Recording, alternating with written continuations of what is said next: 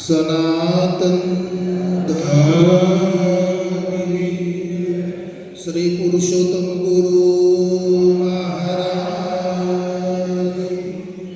નમઃ પાર્વતી પતય હર મહાદેવ.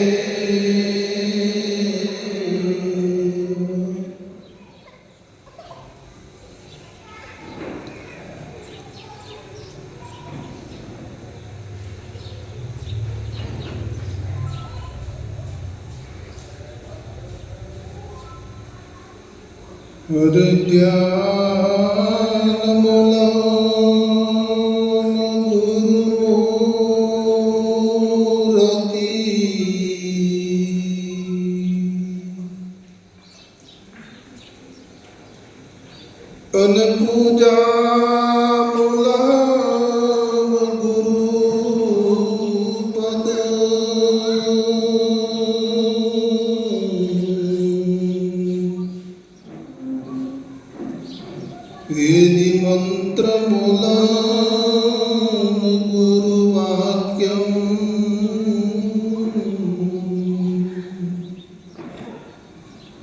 મોક્ષ મૂલમ ગુરુ કૃપા.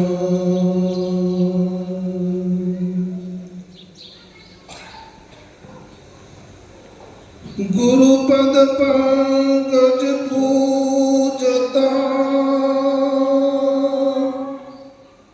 અને સગળા દેવ પૂજા.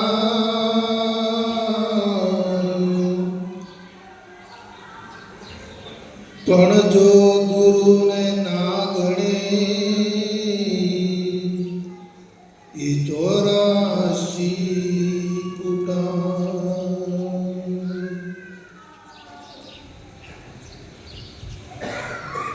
ગુરુપદ પંકજ પૂજતા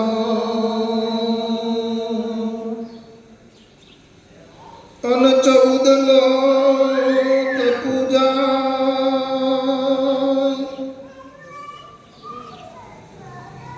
શિવ વિરંચી શારદા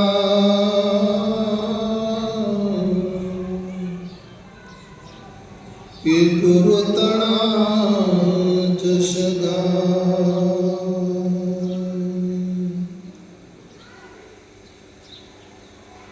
ગુરુ બિના જ્ઞાન ના ઉપજે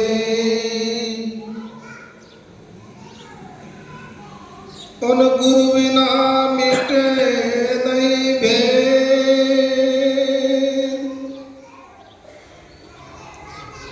ગુરુ બિના સંશય ના ટળે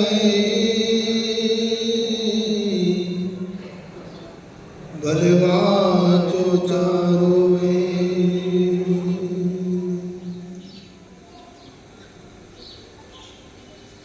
બોલો સદગુરુ મહારાજ કી જય.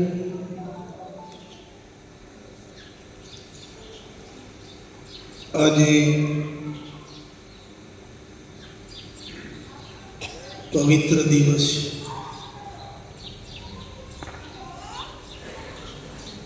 એટલે મહાશિવરાત્રિના જોડેનો દિવસ. આવા પવિત્ર દિવસે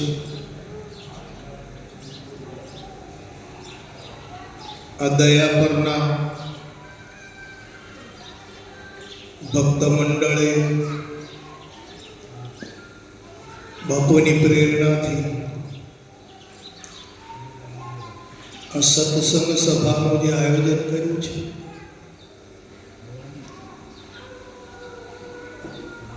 એ બદલ ખૂબ ખૂબ ધન્યવાદ ઘટે.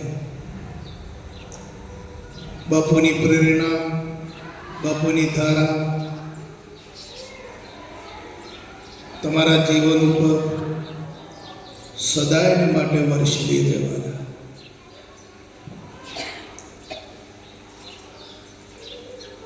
અને આ તો પાછું દયા પર કહેવાય.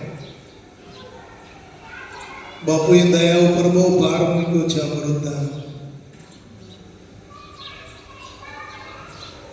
એવું કીધું છે બાપુ કે દયા સુખની વેદડી, એવું કીધું છે. અને દયા જ સુખની ખાણ છે. અને આપણે અહીં પધાર્યા છે જો બાપા એલા સુખની ખાણમાં. પેલા બાળકોને કહી દો કાં તો અહીંથી બાળકો વિદાય લઈ લે.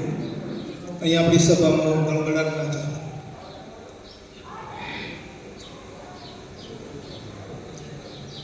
દયા સુખની વેદડી, દયા સુખની ખાણ. કેમ? તો અનંત જીવ મુક્ત થયા એ દયા તણા ફળજા. એ દયા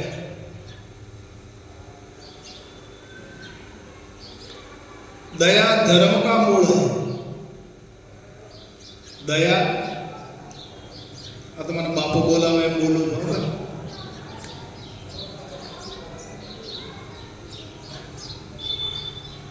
दया धर्म का मूल है અને પાપ મૂળ અભિમાન.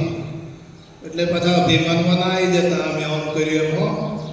આ તો બાપે કરાવ્યું તમારી પાસે. બાપા તમારી પાસે કરાવવા માટે તમને આ ભક્તિમાં આ જ્ઞાનમાં તમારી નિષ્ઠા માટે કરાવે છે તમારી પાસે. એટલે અમે આમ કર્યું છે એવું પાછું અભિમાન ના વળગી પડે, ધ્યાન રાખજો.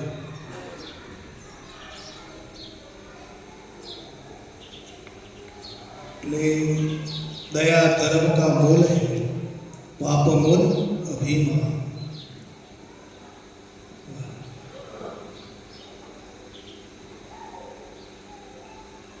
दया એટલે याद. तेरा दर्शन है याद में. दया करे ते दर्शन पावे છે. લો બાપુએ દયા વિશે અમૃતધારામાં ખૂબ આપ્યું છે. દયા કરે તે દર્શન પાવેલા. પણ દયા કરે તો ને, યાદ કરે તો ને.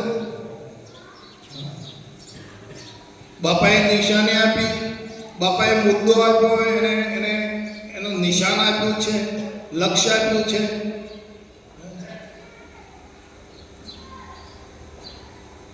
પણ યાદ ના કરે તો પામી શકે? ત્યારે આપણે બાપાએ બીજું કોઈ સાધન આપ્યું?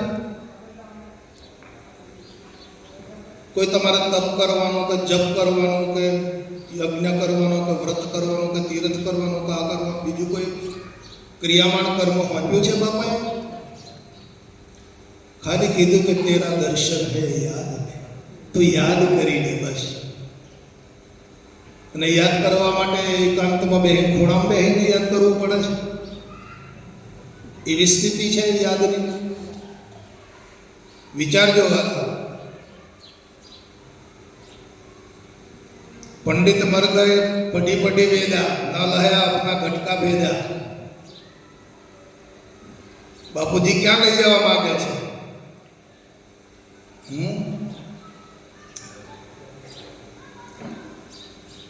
તો આ યાદ કરવું એ એકાંતમાં જઈને યાદ કરવું પડે છે.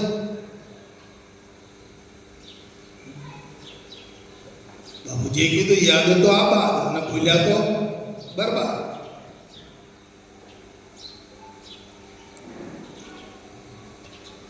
તું યાદ કરીશ તો તારો માલિક હાજરા હજુર છે.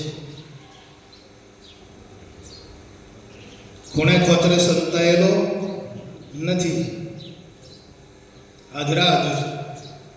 બાપુજી એવું કહે છે કે મુખો મુખ વાતો કરે છે.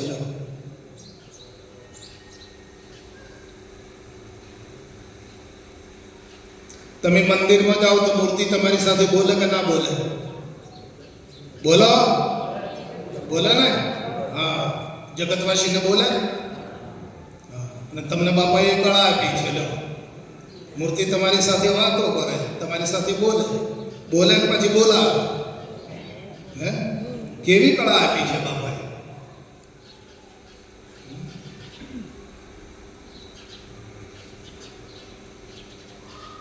એવા દયાના સાગરમાં આપણે આજે બધા બાપાની કૃપાથી એકઠા થયા છે, કેવળ ને કેવળ આનંદ કરવા માટે. આનંદ મેળવવા, આનંદ માટે મળ્યા છે. કેમ કે સ્વરૂપ શું છે? સ્વરૂપ છે સત, ચિત્ત અને આનંદ છે. એ રસ માણવા માટે આપણે બધા મળ્યા છે.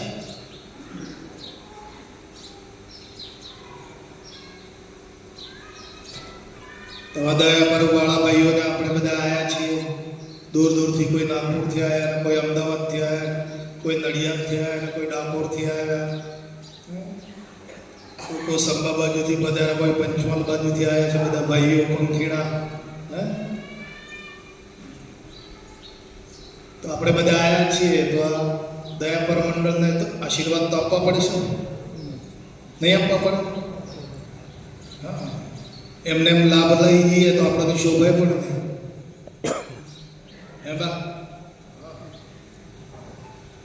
તો આપણે એમને એવા આશીર્વાદ આપીએ કે ગુરુ મહારાજ સદંતર એમના લક્ષ્યની અંદર એ સાથ કરી શકે, લક્ષ્યમાં જોડાયેલા રહે અને પોતાના આત્મતત્વની જે નિષ્ઠા છે એમને બાપુ ખૂબ મજબૂત બનાવે અને આત્માનું કલ્યાણ એ સાધી શકે. તો આપણે બધા બે હાથ ઊંચા કરીને એમના આશીર્વાદ આપીએ. બોલો સદગુરુ.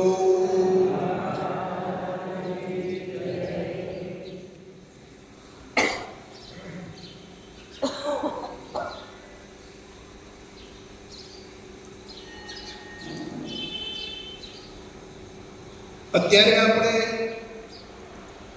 જે મળ્યા છીએ અને જે આનંદ કરવાનો છે, આનંદ જે પ્રાપ્ત કરવાનો છે, આનંદ તો પ્રાપ્ત જ છે, પણ આનંદને ભેટવાનો છે.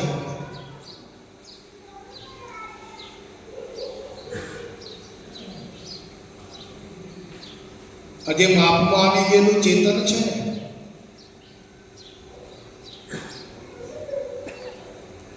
તે પોતાનું સ્વરૂપ ભૂલ્યું છે.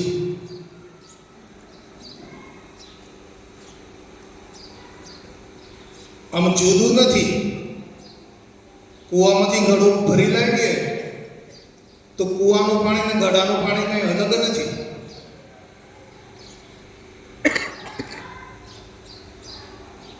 એક જ છે, પણ પેલું ગળામાં આવ્યું કૂવામાંથી. કૂવામાં ગાદ છે.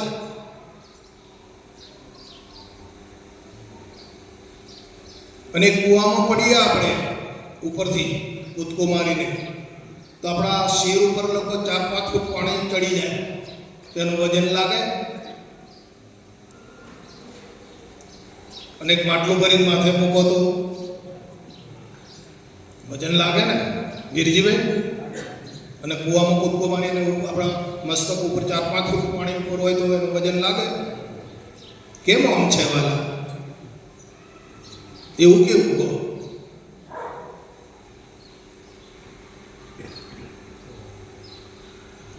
પેલું માપમાં આવ્યું, પેલું અમાપ છે. અમાપની સ્થિતિ એવી છે બોધરેશન વગરની. ક્યાં રહેવું છે નક્કી કરજો. માપમાં રહેવું છે કે અમાપમાં? જીવન ક્યાં ગાળવું છે?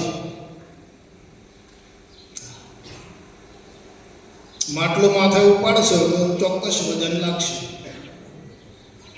નકામ સમુદ્રમાં આમ ડૂબકી મારો, તમારા ઉપર કેટલું પાણી હોય? તલાવમાં ડૂબકી મારો તો તમારા ઉપર કેટલું પાણી હોય છે ચારે બાજુ, પણ વજન નહીં લાગે. એ અમાપ છે. અમાપની સ્થિતિ આવી છે. નિર્ભયતા વાળી છે. કોઈ પ્રકારનો ભય નહીં, કોઈ પ્રકારનો બોજ નહીં, કાંઈ નહીં. તો બાપાએ માપકમાંથી ઉપાડી અને વ્યાપકમાં મૂક્યા છે. જ્યારે માપકમાં આવ્યા હતા, અધમાં બેઠા હતા, તો પોતે પોતાને ભૂલી ગયા હતા. અધમાં આવ્યા, દેહની સ્થિતિમાં આવ્યા, દેહમાં આવ્યા, ગળો જ છે ને, તો દેહમાં આવ્યા એટલે પછી દેહરૂપ થયા હતા.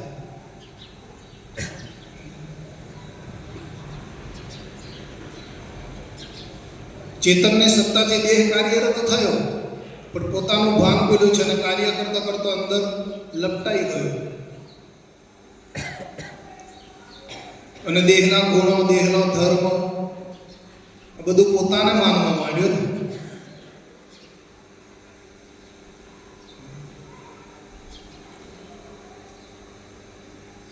હું પટેલ છું એમ કહેવા માંડ્યો ને,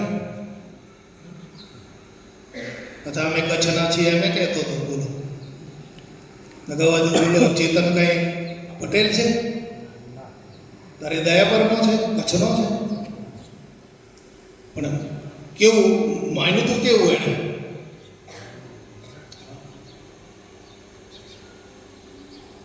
કેમ? એને દેહનો સંગ થયો. એટલે એ જે દેહનો સંગ થયો અને દેહના ધર્મો પોતાની અંદર એને માન્યા છે, એનું નામ અજ્ઞાન.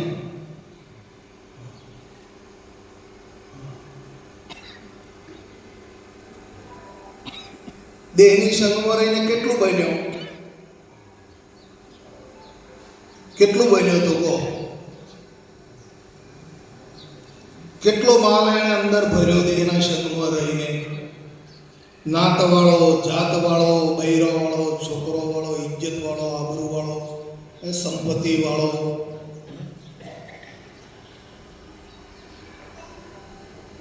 નકર ચેતનમાં તો કાંઈ છે જ નહીં, હતું જ નહીં. પણ એના દેહનો સંગ કરવાથી પોતાની અંદર આ માલ ભરી ગયો અને પછી એમાં ફર્યા કરે, એમાં એ રમ્યા કરે.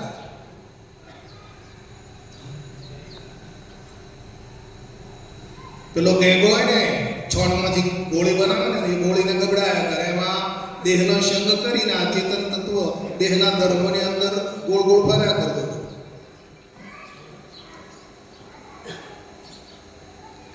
અને એટલું બધું અગાધ અજ્ઞાન એને ભેગું કર્યું, પછી એને એ અજ્ઞાનમાંથી કોણ છોડાવે? કહો. આપમેળે તો છૂટી શકાય નહીં.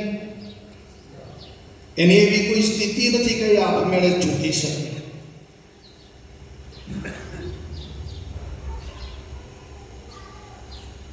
તો આવા મહાન અજ્ઞાનમાંથી, અંધારામાંથી ગુરુ મહારાજે મહાપરાણે બાપુ કહે છે કે વાલા અમે માંડ કરીને તમને છોડાયા, મહા મહેનતે અમે તમને બહાર કાઢ્યા છે. જોજો પાછા મેં પહેરી ના જતા.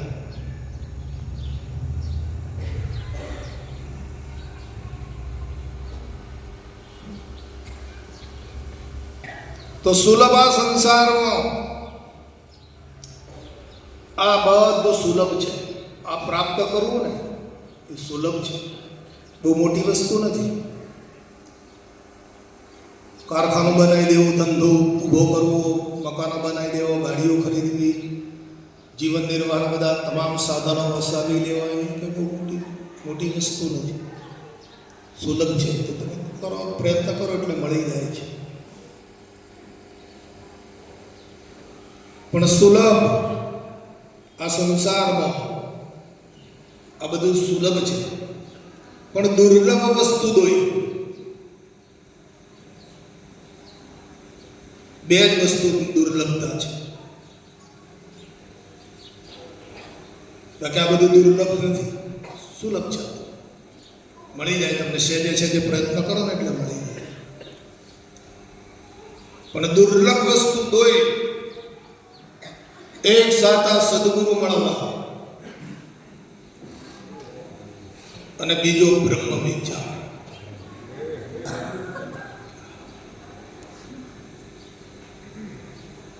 સાચા સદગુરુ મળી જાય અને આપણી અંદર બ્રહ્મ વિચાર પ્રગટ કરી આપે તો પછી તમે છૂટા, મુક્ત.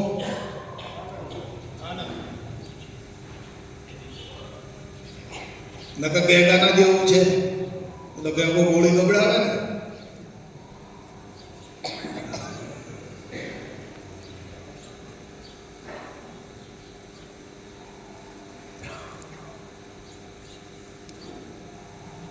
તો મહાસમર્થ જેણે જીવન પર્યંત આખું જીવન ઉભી નાખ્યું કે આ તત્વ શું છે એ મેળવવામાં, કઈ રીતે આને સુલભ બનાવવું, કઈ રીતે આ જગતના જીવાત્માઓના રસ પાવો. કેમ કે શાસ્ત્રોમાં બધી અટપટી વાણી છે, આ જીવને કશી ખબર પડે એવી નથી.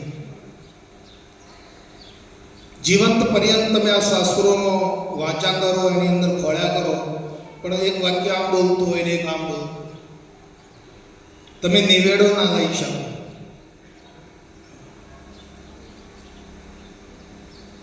તો આના જીવનની અંદર આ આધ્યાત્મિક જે રસ છે, સ્વ સ્વરૂપનો જે આનંદ છે, એ કઈ રીતે માણી શકે, કઈ રીતે મેળવી શકશે, એની સુલભતા, એની શોધ જીવન પર્યંત જેણે આખું જીવન ખતમ કરી નાખ્યું,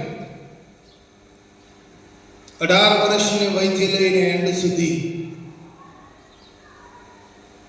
દરેક સંતોનો અનુભવ કેળવ્યો, દરેક શાસ્ત્રોનું મંથન કરી જોયું, અને પોતાની એટલે એમને કોઈ પ્રેરણા કરનાર તત્વબળ તો છે. અને જ્યારે અંતર શોધ કરી, એમણે અંતર મંથન કર્યું, અને જે એમને આ રસ સુલભતા રીતે કઈ રીતે સહેલાઈથી સહજ માર્ગથી અપનાવી શકે અને પામી શકે, એ જેવો જે અથાગ પ્રયત્ન કરનાર આપણને આપણા જીવનમાં બાપુ ભેટી ગયા છે, અને એમના દ્વારા આપણે આનંદ કરી શકીએ છીએ. આ પ્રસાદી એમની છે, આપણને વેચવા માટે મોકલ્યા છે. પ્રસાદી તે વેચવાની છે, વેચીને દરેકને એને આરોગવાની છે, વેચવાની નથી. હા, આ પ્રસાદી બીજા વેચવા મંડી પડ્યા છે, પણ વેચવાની નથી. બાપુની પ્રસાદી છે, વેચવાની છે, વેચીને જમો, આરોગો અને આનંદ કરી લો. પ્રસાદી તો બાપુની છે. તો બાપુની પ્રસાદી માને આપણે ઉપયોગ આપણા જીવનમાં આપણે કરવાનો છે.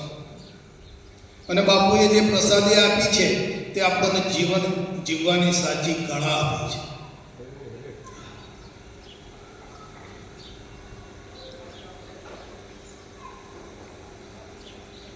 કે જીવનમાં કેવી રીતે આપણે જીવન ગુજારવું જોઈએ, કેવા ભાવથી આપણે વર્તન કરવું જોઈએ, કેવા ભાવથી આપણે જીવન નિર્વાહના કાર્યો કરવા જોઈએ.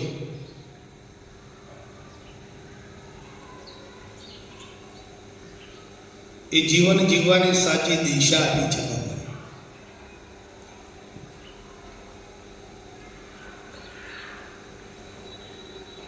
અને મનુષ્ય બનાવીને પછી આપી છે.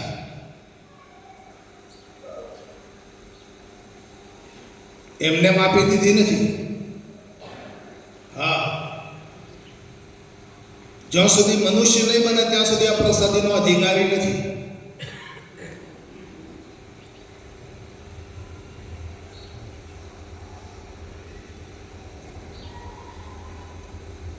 મનુષ્ય ખરો, એનું શરીર મનુષ્યનું, યોની એની મનુષ્યની છે, પણ અંદર જીવ પશુના જેવો છે, પશુ કરતાય ખરા.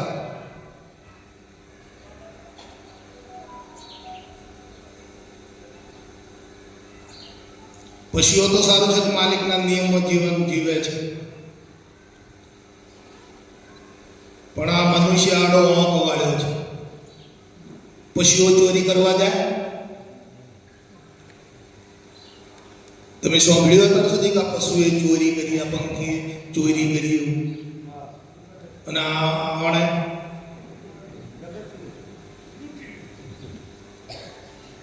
કોઈને દગો કર્યો હોય, પ્રપંચ કર્યું હોય, છેતરપિંડી કરી હોય, પશુ પંખીઓમાં છે. અને આને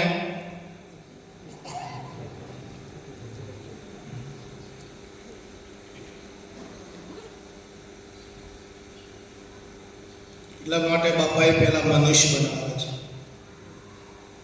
અને મનુષ્ય બનાવી અને પછી આ પ્રસાદી એને આપે છે. અને જે મનુષ્ય તરીકે રહી શકે એ જ આ પ્રસાદીનો અધિકારી છે. બોધ લઈ લીધો, જ્ઞાન સભાઓમાં જઈએ એટલે આપણે આના અધિકારી છીએ અને આપણે આ પ્રસાદીનો લાભ મળે નહીં મળે. મનુષ્ય તરીકે સ્વીકાર કરવો પડશે.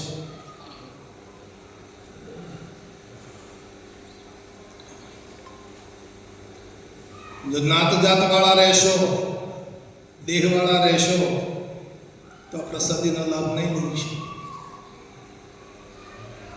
અને પછી આ પડી જશે તો ક્યાં જશો? આ તો પડવાનું છે જનકબા, આ તો પડી જવાનું. પછી ક્યાં જવાનું કહો? બાપાએ જે ધામમાંથી આપણે બતાવ્યું ને ધામમાંથી આપણને પાછા લાવ્યા એ ધામમાં પછી નહીં જઈ શકે. આપણે ધામમાં જવાનું છે, આપણા સ્વધામમાં, બાપુના ધામમાં જવાનું છે આપણે. જો મનુષ્ય નહીં રહી શકીએ, મનુષ્ય તરીકે ફરજ નહીં બજાવીએ તો ધામમાં નહીં જવા મળે.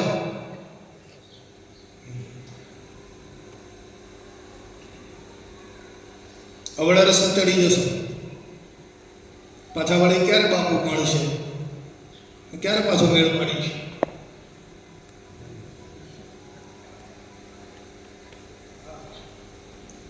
એટલા માટે આપણે આ ભેળા થવું પડે છે. આપણા ચિત્તમાંથી કહી જાય, ચણિયારું કહી જાય છે, પછી અઠંગા થઈ જાય. દરવાજામાંથી ચણિયારું કહી જાય ને, ચણિયારામાંથી દરવાજો કહી જાય તો પછી એ દરવાજો છે ને આમ સહેલાઈ પણ હા છૂટી જાય, અઠંગો થઈ જાય. એમ મન તો આપણું આ છે ને જો સ્થિર ના રહી શકે. બાપુજી તો કહેતા હતા કે વાલા જુઓ, અમારે તમારી પાસેથી કાંઈ લેવું નથી અને અમે કશું લેતા પણ નથી, પણ અમારી બે માગણી છે કે એક સત્સંગ રાખજો કાયમ અને દયા. એટલે પાછું દયા તો ઘડીએ ઘડીએ આવે. તમે દયા પર ન લાયા.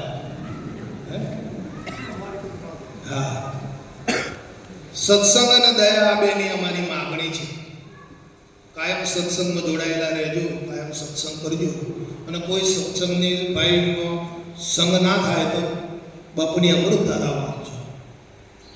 પણ તમે આપણા મનને તમે સત્સંગમાં જોડેલું રાખજો. નકર કહી જાય તો પાછું લઠ્ઠા જેવું થઈ જાય. હા, પછી એને વગાડવું કાઢવું પડશે.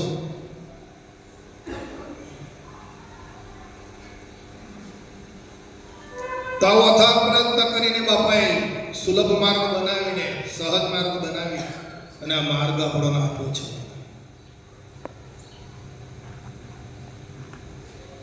તો આ બાપાનો માર્ગ આપણે બધાએ ભેગા મળીને હું જોડવાનો પ્રયત્ન કરું છું, બધે ફરી ફરીને.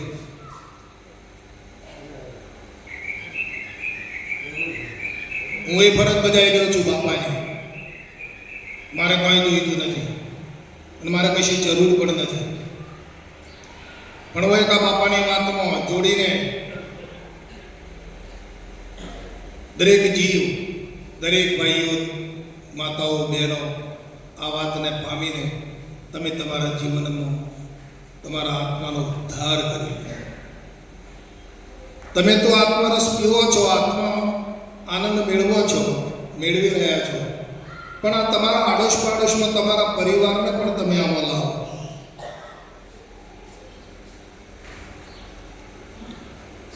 કેમ કે બાપા સાથે આપણે વચન આપીને આવ્યા છીએ, બંધાયા છીએ બાપાને. આપણે અમારા આદેશનું તમારે પાલન કરવું પડશે, અમારા વચનનું તમારે પાલન કરવું પડશે એવું કીધું.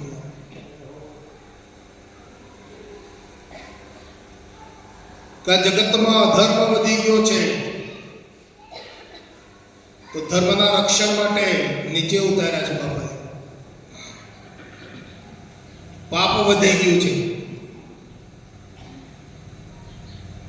અને આ આથી વ્યાધિ અને ઉપાધિમાં જીવાત્માઓ ભળી રહ્યા છે. તો જાઓ, જેટલા બચે એટલા અહીંથી બચાવો.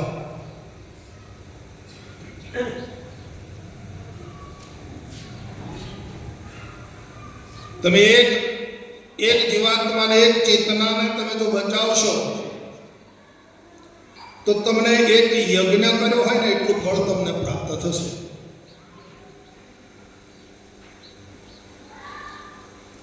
એવું બાપુ બોલતા હતા.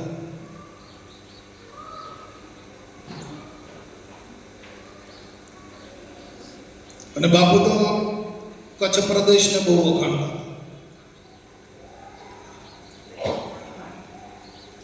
કેમ કે બાપુ પાસે અમે બહુ રહ્યા. કચ્છ છે ને તો અમારું હૃદય છે એમ કહેવાય. અને એ બાપાનો આશીર્વાદ તમારા ઉપર સદાય વરસી રહ્યો છે.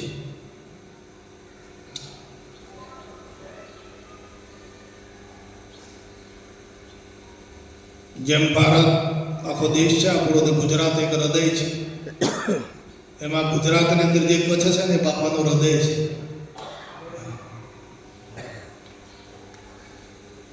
બાપાના મુખથી અમે ઘણા કચ્છના વખાણ સાંભળેલા છે. તેનો અનુભવ અમને થયા કરે છે. જ્યારે જ્યારે કચ્છી ભાઈઓના સમૂહમાં બેઠા હોઈએ ત્યારે એમને બાપાની જે શાંતિ, જે આનંદ, જે પ્રેમ છે એ અમે નિહાળીએ છીએ.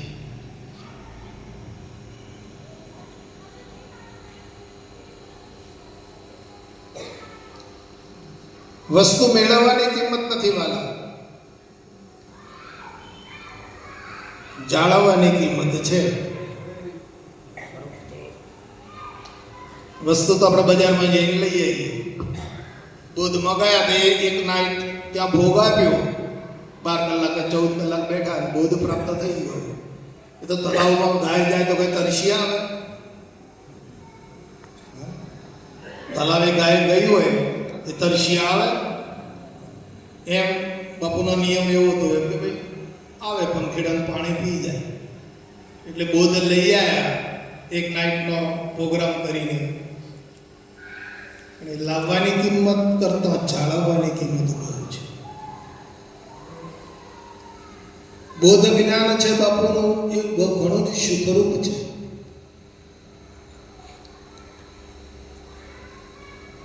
આત્મજ્ઞાન કરતા પણ ઘણું અધિક છે બોધ જ્ઞાન. આત્મજ્ઞાનનું વર્ણન તો દરેક પુસ્તકોમાં, ગ્રંથોમાં કર્યું જ છે. પણ જે બોધ જ્ઞાન છે ને, બાપાનો જે બોધ છે ને, એ જ્ઞાન જે છે ને ઘણું સુખરૂપ છે.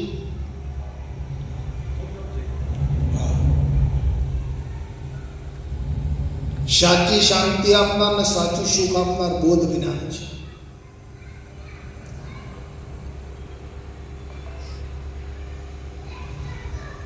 અને બોધ જ્ઞાન ના હોય તો તમે તમારા આત્માને ના જાણી શકો. ડાયરેક્ટ તમે આત્મજ્ઞાનને મેળવવા જાઓ અને આત્માનું દર્શન કરવા માંગતા હો તો ના કરી શકો. જાણી શકો ખરા પણ દર્શન ના થાય. દર્શન કરવાનું છે. દર્શન કરવા વગર તમે માન્ય કઈ રીતે કરશો? તમે તમારા આત્માનું દર્શન ના કરો તો તમારો સંશય જાય. બાકી તો બધી અનુમાન અને કલ્પના છે. આત્માને અનુમાન, કલ્પના, ભાસ, આભાસ એ છે. પણ તમે દર્શન કરો તો પછી કોઈ સંશય રહે? તમે આ દર્શન કર્યું, આત્માનું દર્શન કર્યું, પછી તમારામાં સંશય ખરો પણ? તો બોધ જ્ઞાન હશે તો આત્મદર્શન કરી શકશો.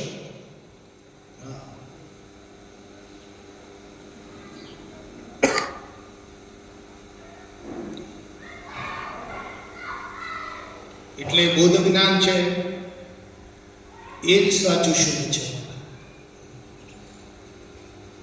અને આપણે જે આ બધું સુખ ભોગવી રહ્યા છો ને, અહીંયા આજે શાંતિ ભોગવી રહ્યા છો, અને આમ જીવન નિર્વાહમાં પણ જે સુખરૂપ જીવન લાગે છે એનું કારણ એ છે કે તમે બોધ જ્ઞાન પામ્યા છો. તમારા ધંધામાં, તમારા પરિવારમાં, તમારા સંબંધીઓમાં તમે જે શાંતિ અનુભવી રહ્યા છો, તમારા ઘરમાં ધંધો કરો, લક્ષ્મી આવે, અને તમે બધો એનો વહીવટ કરો છો ને જે શાંતિ ભોગવી રહ્યા છો એ બાપાનું ફળ છે. હા, તમારી પાસે બોધ જ્ઞાન છે એટલે તમે આ શાંતિ ભોગવી રહ્યા છો. બાકી ઘણા પાસે ઘણું છે, પણ એમના જીવનમાં જોઈ આવજો, ડૂબક્યું કરી આવજો કેવું છે. આપણા કરતા અધિક સંપત્તિવાન છે, પણ એમના જીવનમાં તો જોઈ આવો તમે કે કેવું છે.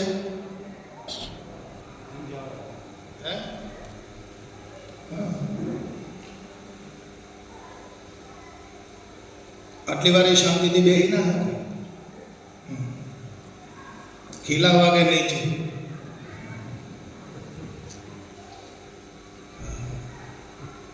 અને તમને અહીંયા બેહાડી રાખ્યા ને તો સુધી બેસી રહો તમે, એ બાપાની કૃપા છે.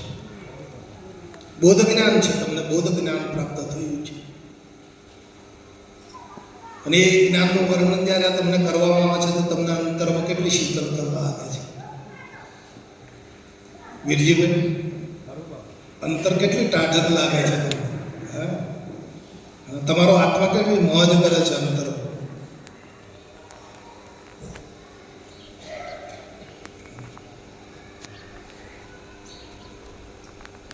એટલે જાળવવા મેળવવા કરતા જાળવવાની કિંમત બહુ છે. જેટલી આપણે એને પ્રત્યે લગ્ની લગાવશું, જેટલો જે મળેલી વસ્તુ છે એના પર પ્રેમ કરીશું, એટલું જ ફળ આપણે સારું એવું પ્રાપ્ત થઈ જશે. એટલે જે પ્રેમ થઈ ગયો છે ને અવળો, દેહમાં થયો અને પરિવારમાં થયો અને સંપત્તિમાં થયો છે, એ પ્રેમ નથી, એ તો મોહ છે.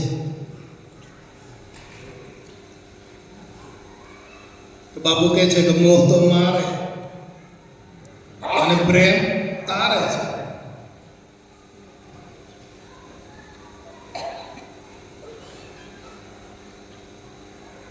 બે દેખાય એક જેવું, દૂધ અને છાશની જેમ. મોહ અને પ્રેમ બે દેખાય હોય, સ્વરૂપ એક જ છે. બંનેનો કલર એક જ છે, દેખાવમાં પણ એક જ છે, મોહ અને પ્રેમ. પણ જો છાશ અને દૂધમાં જેમ તફાવત છે એટલો તફાવત છે. મોહમાં આપતો જ શીખ્યો છે, જ્યારે પ્રેમ આપતો શીખ્યો છે.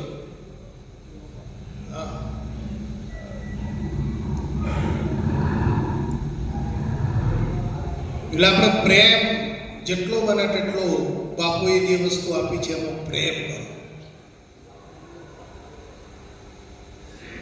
અને પ્રેમને વશ થાય છે, એ તો મોહથી વશ થતો નથી. એને તમારા ધન ધાન્યની સેવા પૂજાની એને કાંઈ પડેલી નથી.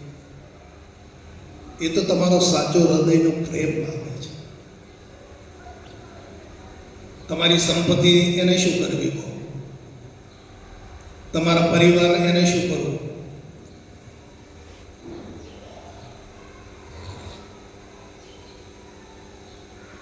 એ તો તમારો પ્રેમ આવે છે. પ્રેમને વશ થયા રાજી, શું કરે પંડિતોને રાજી. તો પ્રેમ કરો એ પ્રત્યે. તમારો આંતરિક જે લગાવ છે, આંતરિક જે શુદ્ધતા છે આપણી, જે દ્રશ્યમાં દેહમાં જે ભ્રમણ કરી રહી છે એ શુદ્ધતાને પાછી વાળો.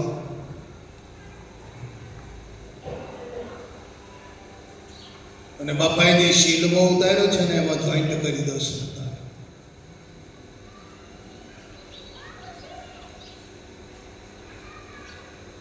એમાં પ્રેમ કરો. હવે જ્યાં શીલમાં ઉતાર્યો છે, જેને ઉતર્યો છે એને જ ખબર. બાકી અહીંયા એમને બેઠા હોય એને ખબર હોય કે આ શું વાત કરે છે. આ તો કેવડી મોટી વાત છે. ચલો બૌદ્ધિક નથી અહીંયા કોઈ ભાઈ કે બેન, અને એને એમ કીધું કે શીલમાં ઉતર્યો ને અંગાથી પ્રેમ કરો તો ક્યાં કરે કહો. કરી શકે, અને જેને બોધ પ્રાપ્ત થયો એને એ કરી શકે.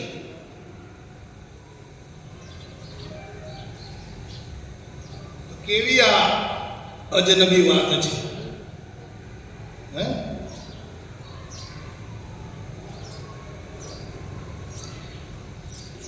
તો બોધ જ્ઞાન એ છે સર.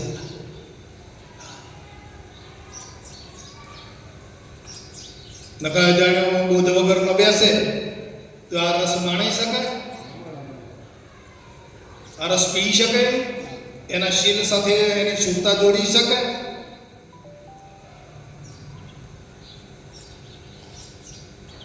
બધે પેલા કોને જોયું સાંભળેલું હોય ને આ કંઈ જોયેલું હોય એમ જોડે બહુ હતું, હે? ક્યાં જોડે શુદ્ધતા એની કહો? બાપુ કહે છે કે ભાડ્યા વગરનો બ્રહ્મ કથું હોય તો ડેડા મેડા જેવું છે.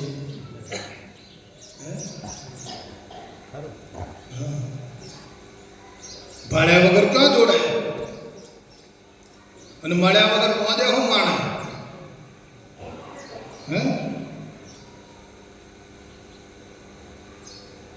વસ્તુ જો પ્રાપ્ત ના થઈ હોય તો એ શું મોજ માણી શકે? શું એની જોડે પ્રેમ કરે? શું એની જોડે શુદ્ધતા જોડી શકે, એકાકાર થઈ શકે?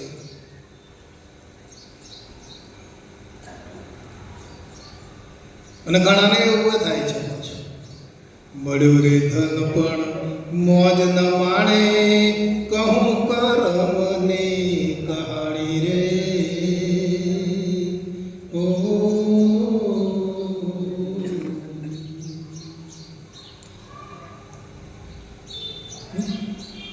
કાં તો ભાગ્ય એ બીજાનું ઘડ્યું, કાં તો ભાગ્ય રે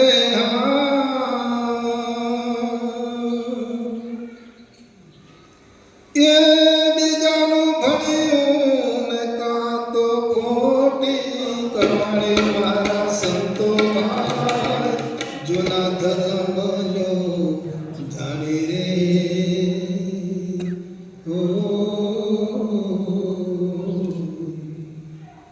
જૂનો ધર્મ જાણવાનો છે. જૂનામાં જૂનો કોણ છે?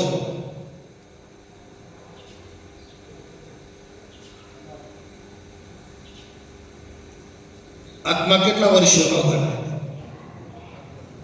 આત્માને કેટલા વર્ષો થયો?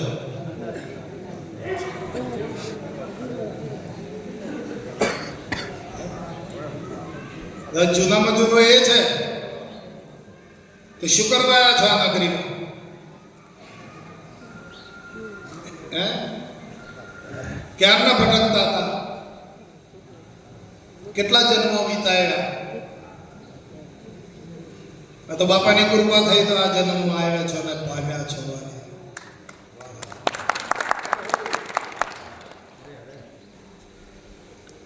કેટલી માતાઓનું દૂધ પી ગયા હોય એમ લાગે તમને? ભેગું કર્યું હોત સમુદ્ર ભરાયો. એટલા જન્મ ધર્યા છે.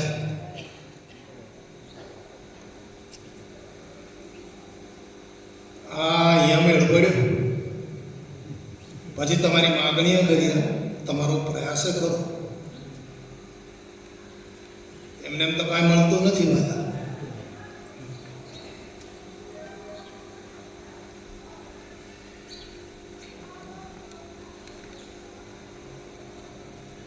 એનાથી કોઈ જૂનો ખરો? આત્માથી બીજો કોઈ મોટો દેવ છે? આત્માથી બીજો કોઈ પરમાત્મા છે? આત્મા હિ સર્વભૂતેષ.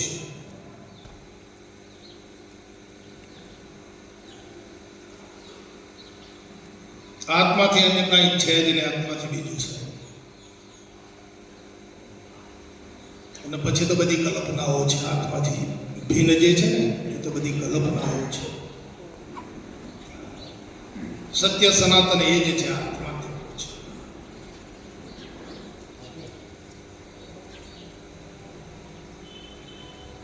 એક આત્મ તત્વને સમજાવવા માટે બાપાએ કેટલા કલાક ગોદી રાખ્યા કહો? બાપુ ક્યારનું કોમ લે છે? તારું ડાયરેક્ટ કહી હોય તો ખબર પડે એમ છે. તું આત્મા છો એમ કહી દીધું હોય તો ચાલ ભાઈ આ દેહ તું નથી, તું આત્મા છો એમ કહી દીધું હોય તો એ સમજે.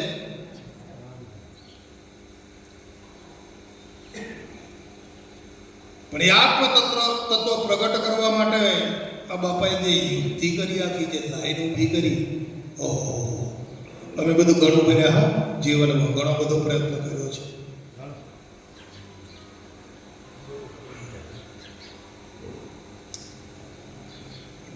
ખરેખર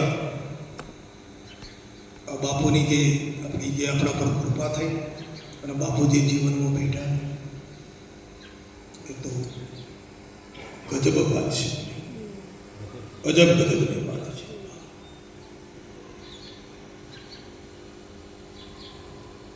એટલે મેળવવા કરતાં જાળવવાની કિંમત છે.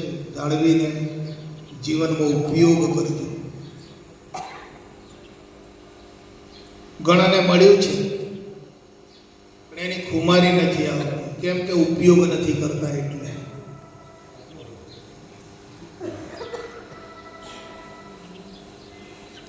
ઉપયોગ કરીએ તો જ ખુમારી આવે ને. બજારમાં જઈએ, ગોળ લઈ આવીએ, ઘરમાં ડબ્બામાં નાખી મૂકીએ તો એને જે ગોળની મીઠાશ છે એ તમને અનુભવ થાય ખરો?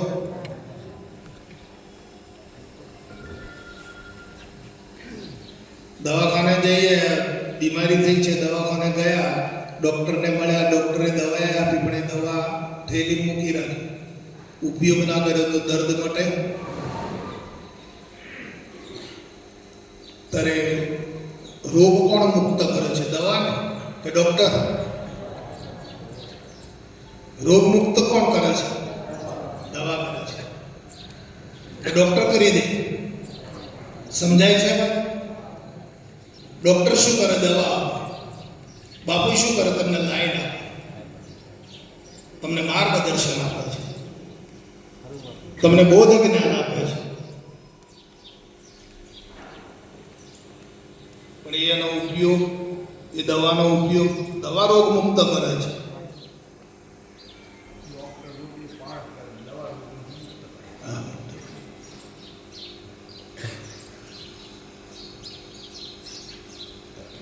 તો આ જીવનમાં ઉપયોગ થવો જોઈએ. ઉપયોગ થશે તો જ એને ખુમારીને એનો પાવર આવશે, તો જ તમે એની શાંતિ ભોગવી શકશો. નકને આ દેહની બળતરા છોડે એવી નથી. આદિ વ્યાધિ ને ઉપાધિની જે બળતરા છે ને સાહેબ, એ તમારે મેળવવી નથી પડતી, એ તો તૈયાર જ છે. સુખ દુઃખ, હું તું, મારું તારું, રાગ દ્વેષ, હરખ શોક તાપ ઉતાપ, એને મેળવવા નહીં પડતું, એ તો તૈયાર જ છે.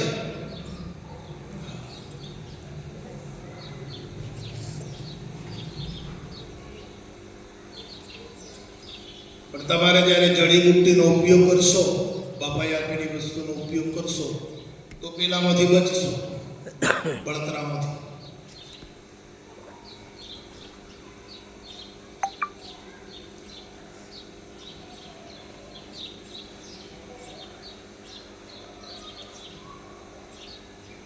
પેલા આગ લાગી હોય ને આગને ઓલાવવા માટે પેલા જે હોય અંદર બખ્તર પહેરી દેવા અને પછી આગમાં પ્રવેશ કરે છે, તો એ દા છે?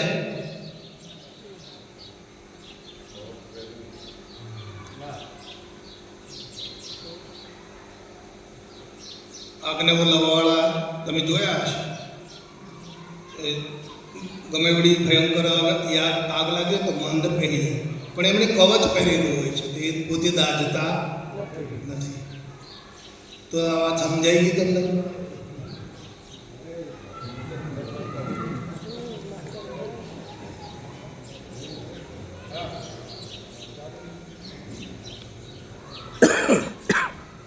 તમને આ સમજાઈ જાય છે એ આપણા ઉપર બાપાની દયા છે.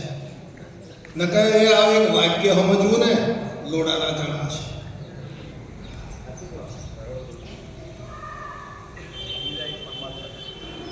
જે સમજાઈ જાય છે ને એ જ આપણા બાપાની દયા છે.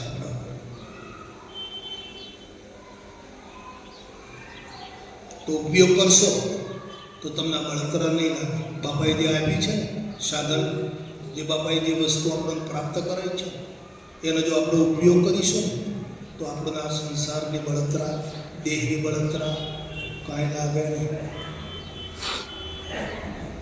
આત્મ તત્વની અંદર એટલી બધી ખુમારી ને એટલો બધો પાવર ભરેલો છે સાહેબ કે કદાચ તમારા દેહ ઉપર કંઈ ઘા પડી ગયો હોય ને એની વેદના થતી હોય પણ તમને અસર નહીં થાય. બોલો,